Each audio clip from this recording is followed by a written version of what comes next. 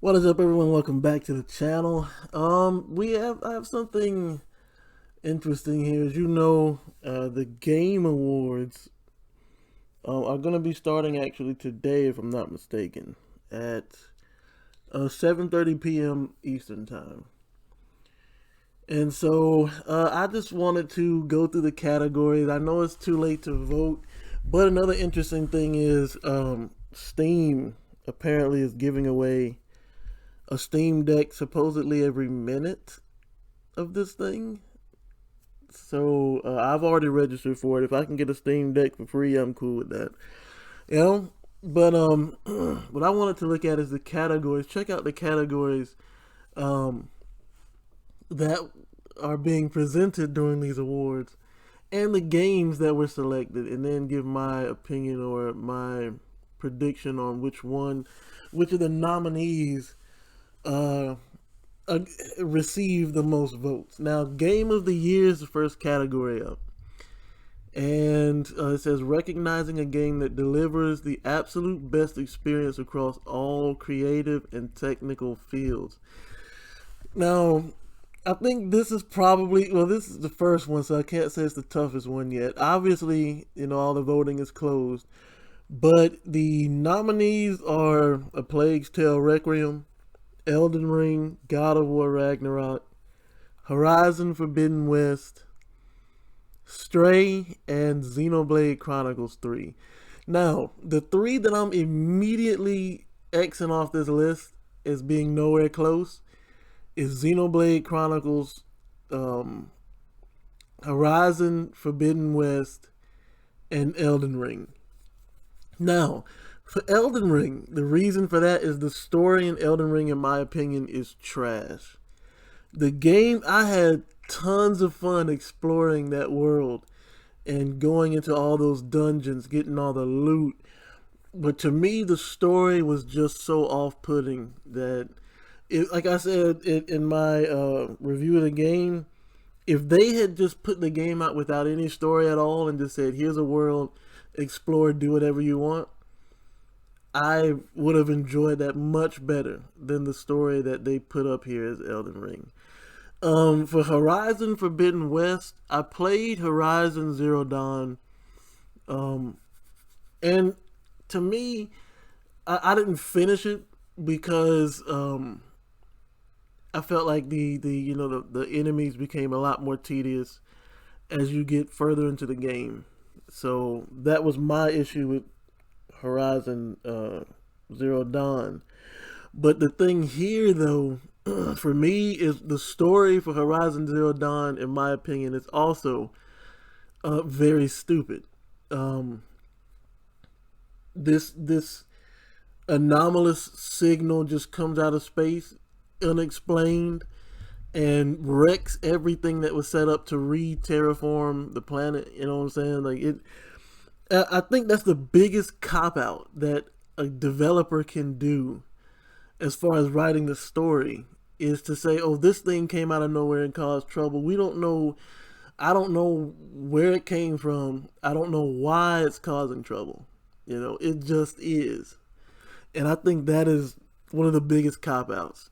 I think the two top contenders here, unfortunately, I don't even have to explain Xenoblade Chronicles. I mean, I'm not sleeping on the game. I'm not saying it's a bad game. I'm just saying that of all the Xenoblades I've played a few Xenoblades. It's just your typical RPG. It's not Chrono Trigger, so you know what I'm saying. But Stray, unfortunately, I don't think will. If anything carries Stray to a victory here, it's people's love for animals. People love animals an awful lot. So I think that would be the only thing that would carry them. But in my opinion, for this category, the two top contenders here are God of War Ragnarok and A Plague's Tale Requiem. Both of them have good stories, but God of War, I'm actually surprised. Like, God of War is a complete night and day difference. Well, Ragnarok and the one before it are night and day differences from God of War 1 through 3, you know. And it's interesting that Kratos went from this berserk murderous killer to, like, you know, this passive I'm only gonna fight if I have to type of guy. Almost as if he understood, you know, that vengeance is definitely not something you should seek. But yeah, I think the story, I've seen the whole story of Ragnarok, and I'm not even gonna speak on Atreus. I can't stand that little chump. But I think Kratos is the highlight of the modern God of War and God of War Ragnarok. Not 1 through 3, but the latest two. So if anything, my prediction is that Ragnarok will win. But if there's any upset, if there's any, now actually let me say this too. Elden Ring might win simply because of the diehard fans of this game. If you say one thing bad about this game, you will have diehard fans just coming up and roasting you for all, just because you don't share the same opinion that they do. You know, and like I said, man, Elden Ring, I enjoyed the gameplay. I did not enjoy the boss battles as much, but again, that was my fault, not the game. If I'd have taken my time with it, sure, I'd have, probably enjoyed it better. But again, the story is terrible. Well, I'll say this: it's nowhere near as good of a written story as the last two God of War games. So, for this category, I would say God of War is the surefire winner here. But if there is an upset, it would be Stray and A Plague's Tale. So let's see what the next category is. Best Game Direction, awarded for outstanding creative vision and innovation in game direction and design.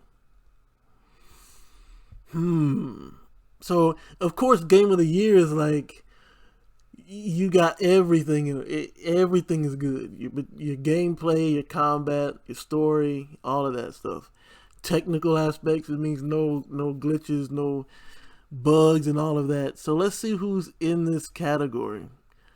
I'm not familiar with the game Immortality, but these are the nominees: Elden Ring, God of War Ragnarok, Horizon Forbidden West, Immortality, and Stray.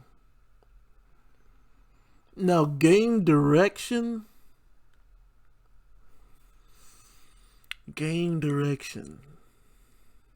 Best game direction for creative vision and innovation. Now, I'm not gonna, like I said, I don't know what Immortality is. I have not seen this game. But out of all these games here, I think the surefire winner for this category should be this game right here, Stray. And I'm going to tell you why. Stray told a story from the eyes of a cat, right? Like, not only is it from the eyes of a cat, but the way they made it so that you could still understand what was going on, even though, basically the cat couldn't understand, anything that the machines were saying to it. But you as the player could understand what was going on, even through the view of the cat. I think that was innovation that I feel like they succeeded. I don't know if I haven't checked the sales or anything like that, but me personally, my only mistake with the game was I thought it was a horror game, but to me, it's not a horror game. But as far as innovation is concerned and design, um, if you think about it, Elden Ring is what? An open world, third person combat game or action game. God of War is a third person combat action game. Horizon Forbidden West is a third person combat action game. You know what I'm saying? But here you have Stray, where there is some combat in there, but the thing about it is all of these are from the perspective of a human being, whereas Stray is from the perspective of a cat.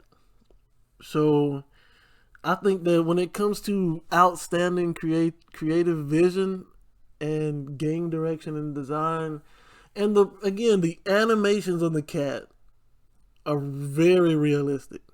Like, I'm talking extremely realistic. So my prediction for this category is Stray. Mainly because all like these three, of course you would think based on popularity, these three are surefire, top three. But they're all pretty much the same design, right? A third person action game. All three of them fit that mold. But, Stray, I think Stray did something different and it succeeded. So, my prediction for this category is Stray. Let's see what the next category is. Best narrative for outstanding storytelling, narrative development in a game. Now, I don't know why this Immortality is here. Half Mermaid. I guess that's the team behind it. I've never, like I said, I can't speak for that game, so I don't know. Out of the games nominated here, Elden Ring should not be on this list. I'm sorry. Storytelling? For storytelling, Elden Ring and Horizon Forbidden West should not be on this list at all. So, and I've already explained why. So for me, the top two contenders the top three contenders would have to be Immortality, Ragnarok, and A Plague's Tale. Mainly because I don't know what Immortality is. It could have been it could be a good game. I don't know.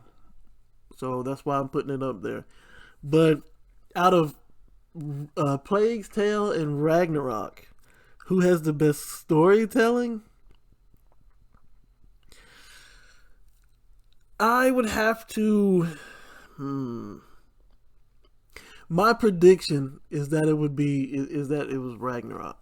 My prediction is that Ragnarok wins this category, mainly because the way they did Kratos for God of War and Ragnarok, they pretty much like revamped his character, or not revamped, but his character changed so much in between those two games. And then the way the storytelling went between him and Atreus, and then in Ragnarok how it extended to Freya and Mimir, and especially with Sindri. Oh my gosh, Sindri was a lot of the story. Sindri was one of the most enjoyable characters in my opinion. So, but you can't sleep on A Plague's Tale too. So I would say it's a toss up between the two, but you have to add in the popularity factor because players / gamers are voting for this. They are voting for these. So if you add in that factor, I would say my prediction is that God of War wins this category because more people know about God of War than Requiem.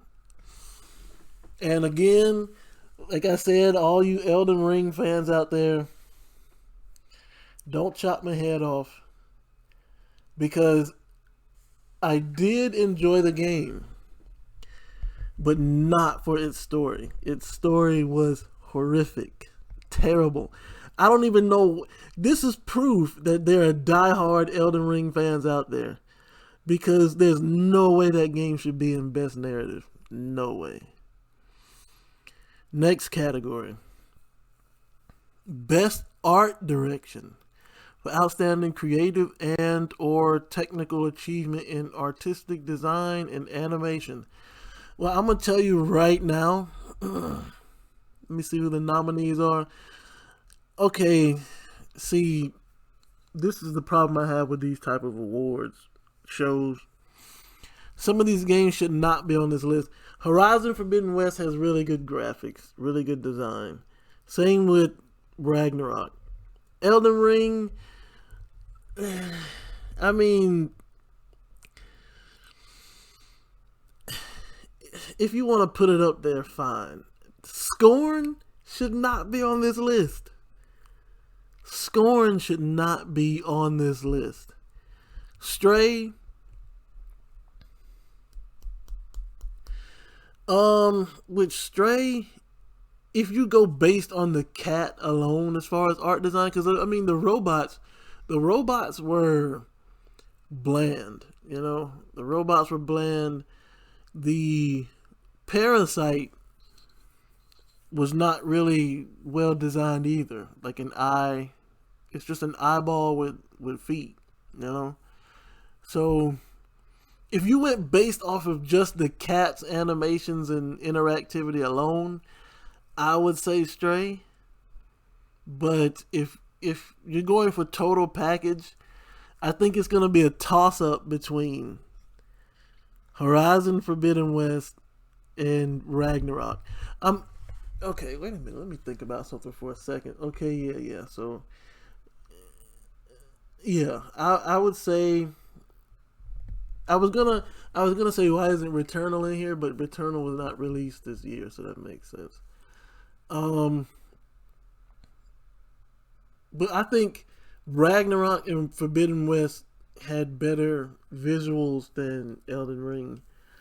So of those two, again, when you're going with popularity vote, I have to put my prediction on God of War Ragnarok to win this one. Simply, I mean, because again, Ragnarok and Forbidden West, graphically, they're, you know, neck and neck. But when you consider it's a popularity vote, and it's got to be a popularity vote because there's no way Scorn got in here through his actual, you know, creative or artistic design. There's no way. There's no way. So that's my prediction is God of War for category 4, best art direction. And then when you think about it, like the way they did Odin, Thor, Sif, and even Thrud was a pretty cool design. And then you had, yeah, I would give it to Ragnarok. Not to mention, again, popularity vote. So next category, best score and music.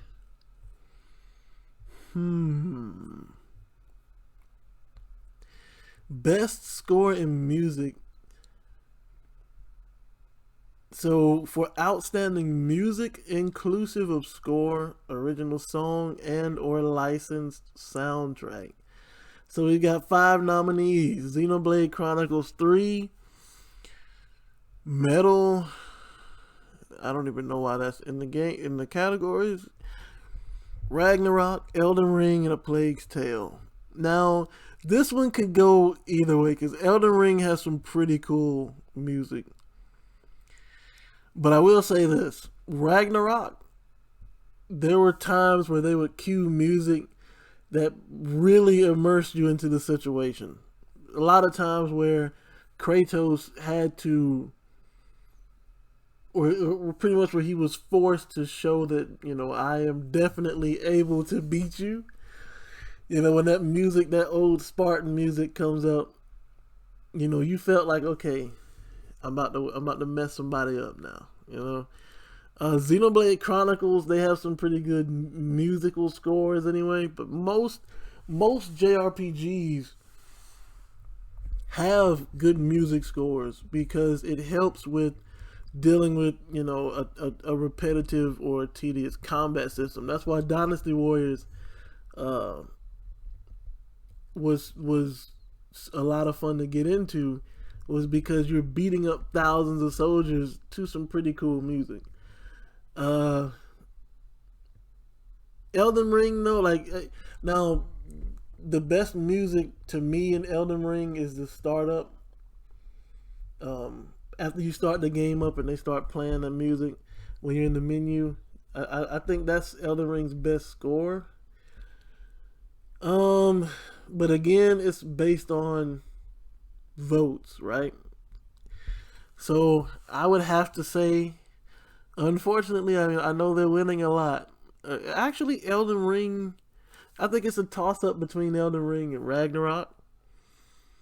Um, and in this case, since Ragnarok, is more recent, was released more recently, I'm gonna have to say, my prediction is gonna be on Ragnarok for this category. Next category, we're only on 6 out of 31. Best audio design, recognizing the best in-game audio and sound design. Nominees are Horizon Forbidden West, Gran Turismo 7, Ragnarok, Elden Ring. I'm noticing Ragnarok and Elden Ring are in a lot of these categories. Like, they must have a lot of diehard fans. They're like, we got to get them in as many categories as possible. Either that, or they're lining the pockets of these award guys and making sure they get into some categories. Now, as a player of Modern Warfare 2, I have to say, the sound of the guns, the sound of the combat, when you drop that Predator missile, it is amazing. Well, when you listen to it in the PS5 headset, it is amazing. So that's definitely a contender. Modern Warfare 2 is definitely a contender.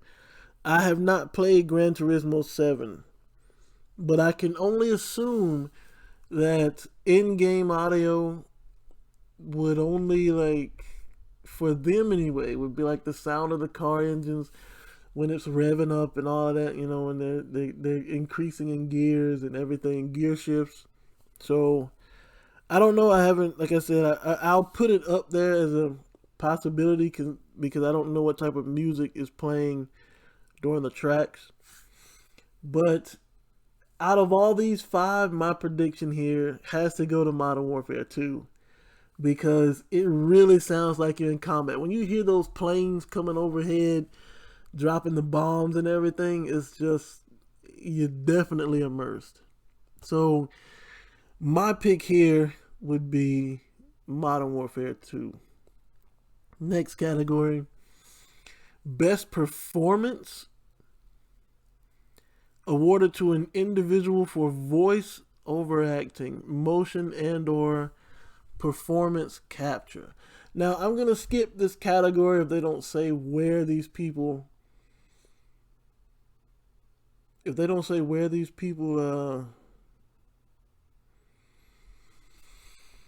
who they voice acted. Like I said, Immortality, I'm not familiar with. I can only assume that this Christopher dude, yeah, like, I don't know who these guys voice acted in these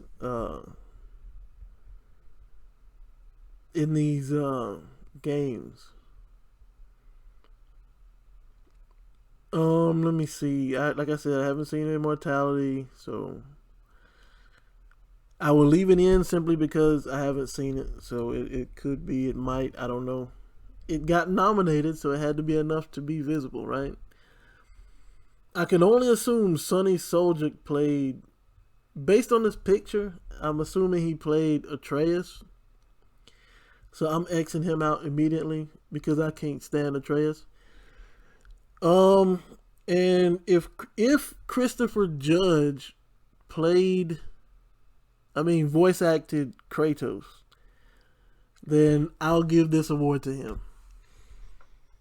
So, for best performance, if this is Kratos, that's my prediction for the winner. Next category: games for impact for a thought-provoking game with a pro-social meaning or message.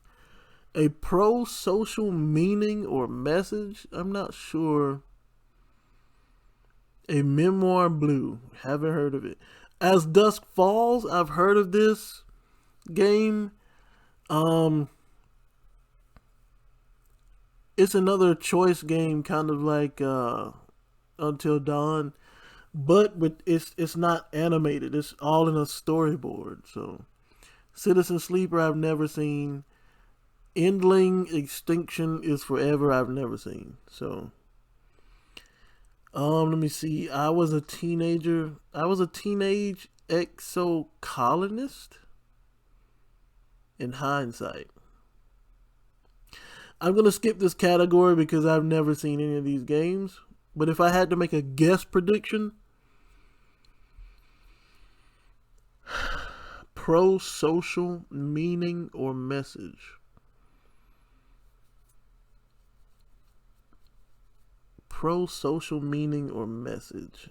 I'm just gonna take a guess here, and say As Dusk Falls will win that category. Next category: best ongoing, awarded to a game for outstanding development of ongoing content that evolves the player experience over time. So I'm guessing, let me see here. Yeah, like MMOs and Battle Royales, huh? Apex Legends, Destiny 2. Now, Destiny 2, Final Fantasy 14, Fortnite, Genshin Impact. Okay, so out of these five, obviously the winner of this obviously is going to be Fortnite, because I've seen Final Fantasy 14, and they do put out a lot of content, but I haven't seen a game put out more content. I mean, look at the picture that they used. You have Gwen, the Spider-Woman Gwen, and I mean, what looks like a Halo character. It's like you have everything. I think I've even seen a Demogorgon in Fortnite. I've seen X-Men in Fortnite, Ninja Turtles. You know, like they've wait a minute. But that's all cosmetic content though. That's all cosmetic content. But like content that would keep the player playing is a different story. Like it's the same map. You could use all these different characters, but it's the same map, same objective. Survive until the end. But if you're talking about content that can keep you playing, that's different, you know? Definitely not Genshin Impact. Genshin Impact is just about introducing more characters so that people can spend more money and be disappointed in not pulling them out the banner. I would have to go with either Destiny. I think if the category serves correctly, right? If it's like best ongoing content, I would have to give that to Final Fantasy 14, because they're always putting out expansion packs with more stuff to do, more stories, and more dungeons and stuff. So even though Fortnite does a ton of collabs, it's still just all cosmetic. You know, yeah, you have Spider-Man and Spider-Gwen and all of that, but you even have Dragon Ball, right? You have Dragon Ball skins as well, but it's still the same thing. If you buy the Dragon Ball skin, you're running in there as Goku trying to beat the cloud and be the last one left. But with Final Fantasy 14, it's new content, new dungeons. Some of it may be cosmetic, but there's still new dungeons and stuff to play. Like, so now the only thing I would give to Destiny 2, like I said, they're up there too with content. So it would be between those two, but if I had to pick, it would be Final Fantasy 14 for this category. And yes, I know Fortnite has all kinds of content and stuff, but like I said, it's all cosmetic content. Like if they had new game modes, it would be a different story. Next category. Best Indie for outstanding creative and technical achievement in a game made outside the traditional publisher system. Best Indie game. Who are the nominees? Tunic, Stray, Sifu, Neon White, and Cult of the Lamb. Sifu should not even be in here, if I'm being honest. But if I had to pick between these 5, my prediction is Stray for this category. Next category. Best mobile game for the best game playable on a mobile device. What are the nominees? Apex Legends Mobile. I played that. It's not me. Diablo Immortal, Genshin Impact, Marvel Snap, and Tower of Fantasy. Now, I'm gonna have to be honest here. I'm not a fan of Apex Legends. I'm not a fan of Diablo Immortal. To me, none of the Diablos beat Diablo 2. So that's my bias there. I'm not a fan of Genshin Impact. I'm not a fan of Tower Fantasy. And I'm not a fan of Marvel Snap. Because Marvel Snap, in my opinion, is not interesting at all. It's not interesting at all to me. I would say Tower of Fantasy wins this category, but they lock stuff. If I'm not mistaken, they lock content behind time walls. So it's like you have to log in a certain amount of days to be able to do some of the content or unlock some of the content in the game. And I think that's look, if you're gonna give me a game, I get it, it's free to play, but if you're gonna give me a game, let me play it. Let me play all of it now, or let me play it when I want to. Don't regulate when I can play. You know what I'm saying? Marvel Snap, again. Marvel Snap. I actually liked that other card game from Capcom better. I forgot the name of it, but I think it was better than Marvel Snap. So, but it didn't even get up here. So, out of these that are here, if I go off popularity vote, it would be a tie, or it would be a cross between Genshin Impact and Tower Fantasy. And if I had to pick between those two, I would say Tower Fantasy would win this category. Next, I'm actually surprised Dokkan Battle, WWE Supercard, all these top grossing games, I'm surprised they weren't in that category. Best community support, recognizing a game for outstanding community support, transparency, and responsiveness, inclusive of social media activity and game updates and patches. No Man's Sky.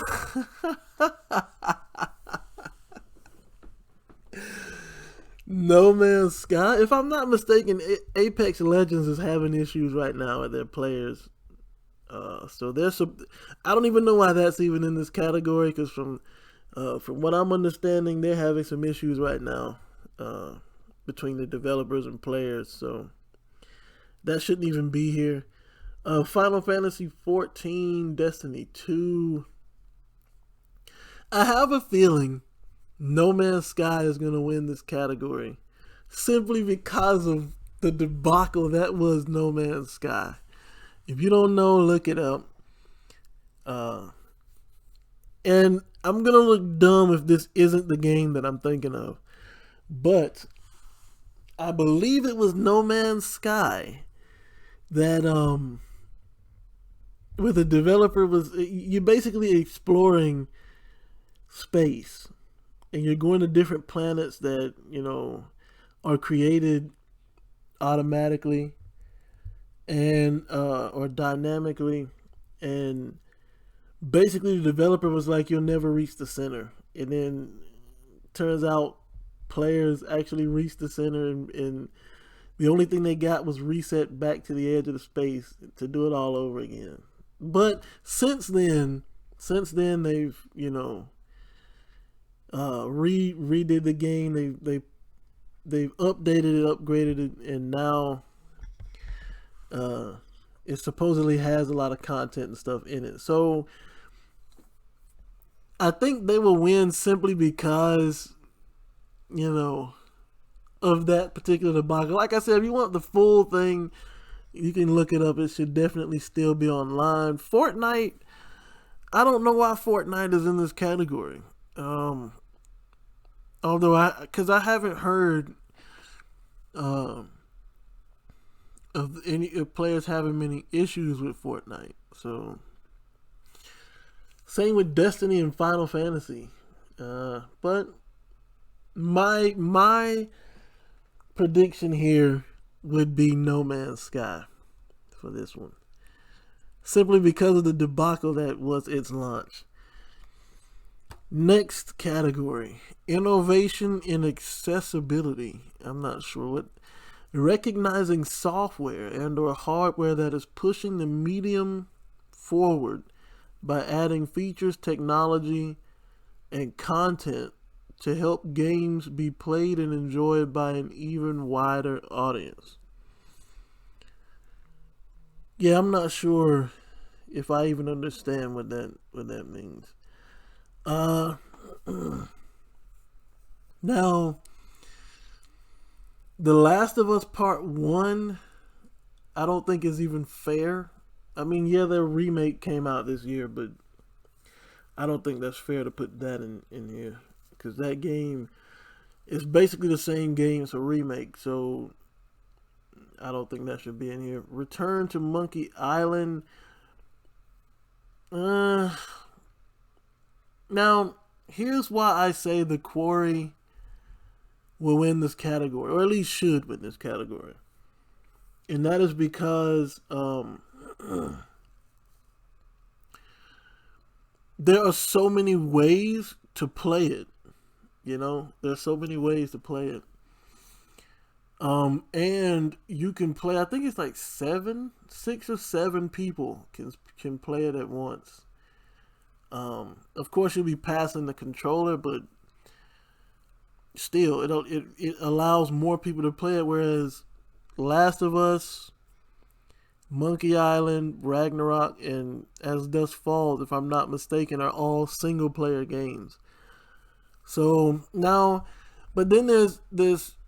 You can't really say As Dusk Falls allows for a wider audience of gamers because the only thing you're doing in the game is making choices. Whereas, the same with The Quarry too. And so the only one that's like, there's 2 in here that's like actually, we're actually doing a lot of gameplay, which is Ragnarok and The Last of Us. So I don't know. But again, those 4 are single player games and The Quarry is not. Well, it can be played single player, but it can also be played multiplayer. So based on that, you have to add in the popularity factor too, like the vote. Adding that into it, I would have to say maybe Ragnarok wins this, but I would put my prediction on the Quarry because there's a lot more ways for more people to play the Quarry than the other games.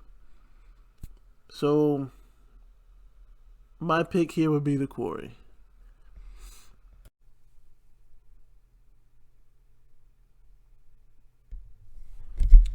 Alright, so let's continue. Moving on to the next category. Best VR AR for the best game experience playable in virtual or augmented reality, irrespective of platform. Now, I played a few VR games. Unfortunately, I don't think I've played any of the VR games that came out this year. Yeah, out of these candidates, I have not played any of them, but I've seen Among Us VR. So, honestly speaking, I can't really say my personal preference, like I said, because I've only seen videos of Among Us VR, and to be honest, I was not too impressed. I would say, I would predict that the After the Fall is probably going to win this category. So, moving on to the next one. Best action game. Best action game. Well, I see two on here that do not belong. Sifu should not be on this list, and neither should Bayonetta 3. And honestly, I mean, if you're talking action, well, I guess Modern Warfare 2 is action packed. I will say that. And if we're going based off of popularity vote, or if you factor in the popularity vote, out of these 5, I'm gonna put my bet on Modern Warfare 2. I think it's gonna take all the votes for this category. Next category. Best action adventure. Combat with traversal and puzzle solving. So I guess this is not considering story element, right? The best action adventure game combining combat with traversal and puzzle solving. So if you're just looking at those elements alone, I don't know about Tunic, but I don't think any of these other 4. Well, Horizon Zero Dawn pretty much lets you free roam. So, but there aren't, as far as I know, there aren't any puzzles in Horizon games. There aren't very many puzzles, and if there are, well, the majority of the puzzles in that game revolve around how to beat the robots in the later version of the game, later parts of the game. Plague's Tale has some puzzle elements, but it's mostly, stealth and combat. So, and if I'm not mistaken, Requiem is like a story, like it's a linear story. You're not able to, free roam. I know in Ragnarok you can do side quests and stuff. You can veer off from the main quest. In Stray, you can also veer off from the main quest. I think this one would be close between Ragnarok and Stray. But again, if you factor in the popularity vote, I think Ragnarok is going to take this category. Alright, we're at 17 of 31. Alright, next up we have Best Fighting Game. Now, it says head-to-head combat, around head-to-head combat primarily. Which I guess is different because to me, I consider a game a fighting game if it's versus, one player versus player. with rounds and all of that. So I don't know why. And if you look at it, all the nominees here are fighting games except Sifu. So I don't know why Sifu is in this category. If there are Sifu fans out there, they're trying to represent right now. Out of these though, like DNF Duel, I haven't seen enough of that to make a conclusion, but I also haven't heard a lot about it. I've heard the most about multiverses out of these four. I would be surprised if multiverses wins, but then again, Smash has a pretty strong community. This multiverses is getting a pretty strong community. So, if you factor in the popularity vote, I think multiverses might take this category. If it doesn't, it will lose out to King of Fighters 15. I don't think JoJo's has a chance. I don't think DNF Duel has a chance. And I know if Sifu wins this category, these awards are rigged. All right, next, best family game. Family play, irrespective of genre or platform. They need some better descriptions for this. I'm assuming it's like, I guess, games you can play with people of all ages. So, and all of these fit, really, from the looks of it. Kirby, Lego Star Wars, Mario plus Rabbids, Nintendo Switch Sports, and Splatoon 3.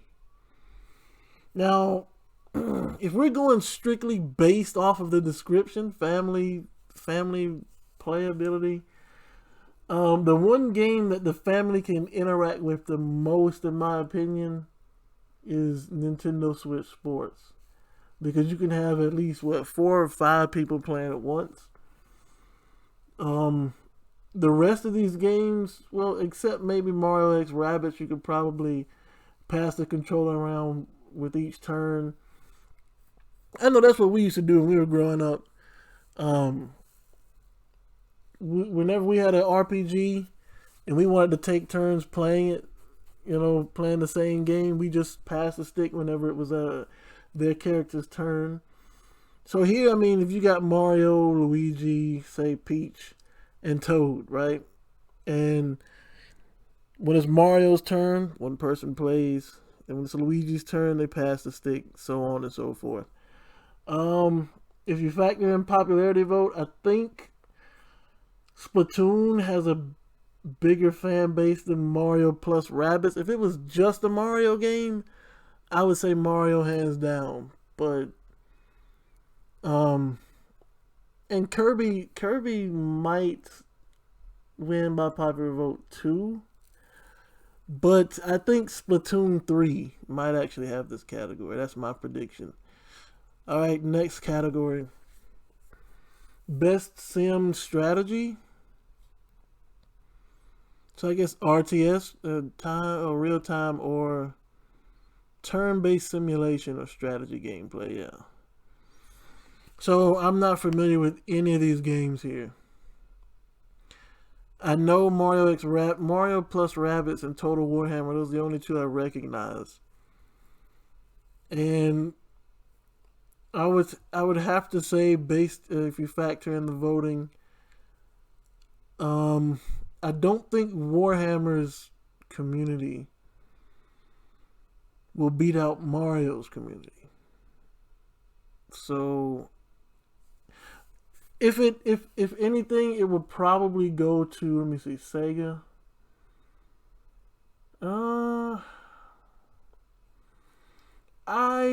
It'll be between Total War and Mario plus Rabbids. That's my prediction. But if I had to pick one out of the two, it would be Total War Warhammer. I think is going to take this category because it's RTS in the truest sense. So I think it'll take that category if the voting makes sense. But again, like I said, it's more of a popularity thing. So who knows? Even Dune could win. I've never heard of Dune Space Wars, but they could win. So next category, best sports racing. All right, so these are the nominees. I don't think this is fair, honestly. Like, if NBA 2K wins, right? How is that fair to F1, 22, and Gran Turismo? I don't think that's fair. I think they should have put in two different categories: one for like sports games and one for racing games. Because there are things in Gran Turismo that are not in FIFA and NBA. If I had to guess though, if I had to make a prediction, it would be between FIFA and NBA 2K. Um, and if we're factoring in the popularity vote, I would say FIFA is going to take this one. Although I don't think they should put. Uh, it says best for the best traditional and non-traditional sports and racing game. So if this is what I'm saying, if FIFA wins this, right? Let's say FIFA wins this award. It is that means it won in a category of racing game. That doesn't whatever. I'm nitpicking. I guess I'm nitpicking. We're moving on to the next. Best multiplayer for outstanding online multiplayer gameplay and design, including co-op and massively multiplayer experiences, irrespective of game, genre, or platform. Out of these candidates here,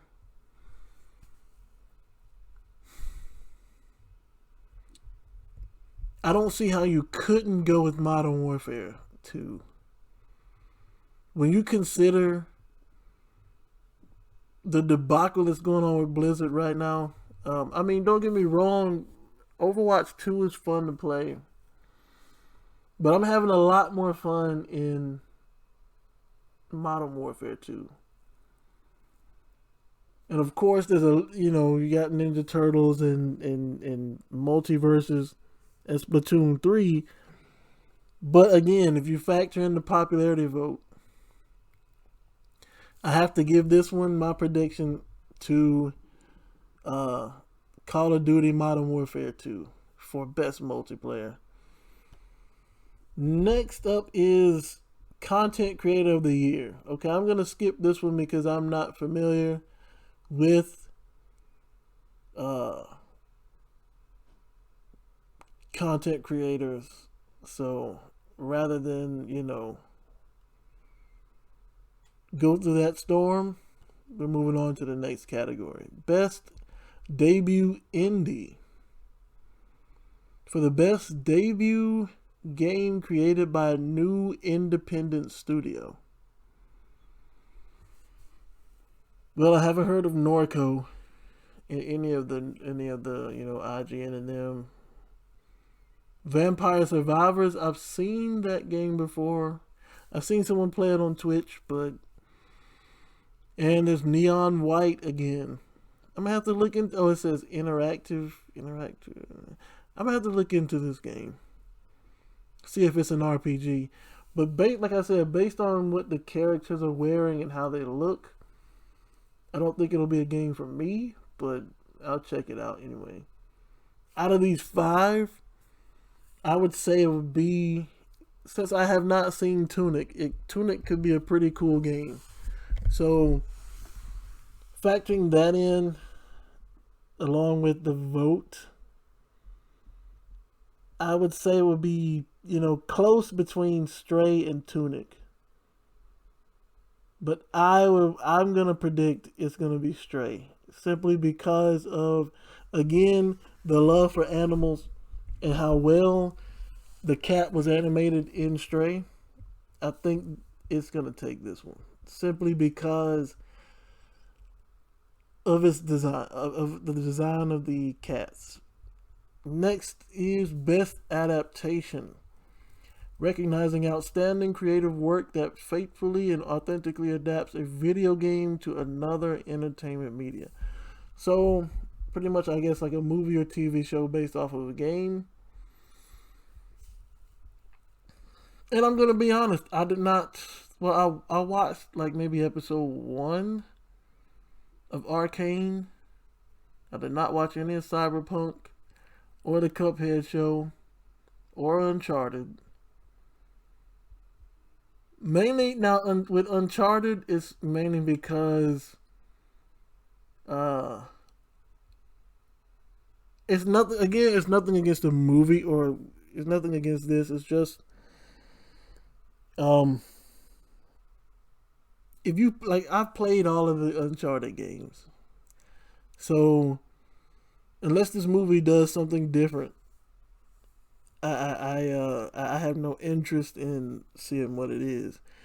Now, Sonic the Hedgehog 2, I have a very unpopular opinion about that movie, as well as the first one. I'll keep it to myself.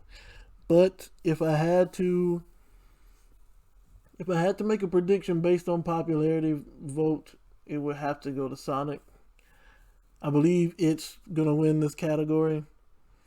Although, in my opinion, yeah, I just said I'll keep it to myself, so let me just do that and move on to the next category.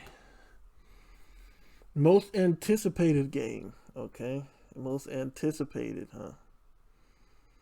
Out of these selected here, Wulong Fallen Dynasty is not on here. It should be on here. Resident Evil 4 should not be on here. I get that they're doing a remake, but that's all it is a remake with better graphics. It should not be on here. I'm actually looking forward to Hogwarts Legacy, to be honest. Not looking forward to Final Fantasy 16 simply because 15, and again, it could have been me. It could have been me. But when I played 15, every time I got to a new area, I felt like I needed to do all the side quests before moving on. And I just got so, honestly, just so bored with the combat. Doing the side quests, it took so long to beat monsters, and then at some point it's just like the combat is so repetitive that I just, I got bored with it, put it down, and never picked it back up. So Final Fantasy 16, it's not fair for me to put that shroud on them, but I have, so it is what it is until it isn't. Starfield, I actually have to look into that. I'm not really familiar with Starfield, but from what I understand, it's similar to Mass Effect. I don't know. I'll have to look into it and see. But again, Resident Evil 4 should not be on here. Legend of Zelda, I can see people anticipating that. Honestly, I haven't anticipated a Zelda game like in a long time, like since before the Nintendo Wii.